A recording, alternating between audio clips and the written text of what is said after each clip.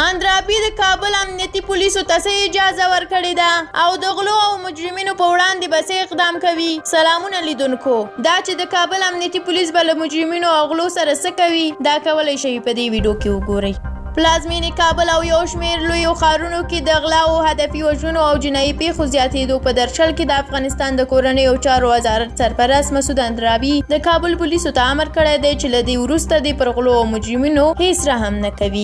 اندرابي تېره شپه د کابل ښار له امنیتي حوزو نه لیدنه کړې او ویلي دي چې د کابل امنیتي وضعیت باید بدلون وکړي او د همدې لپاره باید پر مجرمینو او غلو نور هیڅ رحم ونه شي. مسعود اندرابي پولیسو ته پر مجرمینو د ډزو کولو اجازه ورکړې وایي چې مجرمین نه باید په کابل ښار کې آزاده تګ راتګ وکړي. کله مو چې ولیدل نو ډایرکټ پرې ډزې وکړئ او ویې ولئ. د کورنیو چارو وزارت سرپرست داسې مهال د کابل پولیسو ته پر مجرمینو د ډزو کولو اجازه ورکوي چې تر بل هر وخت په پلازمینه کابل کې د هدفي وژنو، غلاو او جنایي پیښو شمېر اوج ته رسېدلی. له کابل وروسته په هرات او یو شمېر نورو لویو ښارونو کې هم وسلوالې وژنې او غلاوې زیاتې شوي دي. غله د یو موبایل لپاره ځوانان په مرګ ګواښي او زیات شمېر ځوانان یې وژلي هم دي. روانه اونۍ په کابل ښار کې وسلوالو، غلو وژنې هم زیاتې کړي دي. د کورنیو چارو وزارت وايي دوی د غلو او جنایي مجرمینو، تورنو کسانو د نیولو په هڅو کې دي او د غلو او هدفي وژنو د وسلوالو شبکو ډېری غړي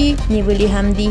له تاسو ډیره مننه چې ویډیو تر پایه ولیدله. که مو دا ویډیو خوښه شوي وي نو لایک یې کړئ. که غواړئ همداسې نورې ویډیوګانې هم وګورئ او د مهمو خبرونو څخه زر خبر شئ، زموږ یوټیوب چینل در سره سبسکرایب کړئ. که د کابل ښار د امنیت په اړه تاسو هم کوم نظر لرئ زموږ سره کومنټ کې شریک کړئ. تر بیا او بلې ویډیو الله مو مل شه.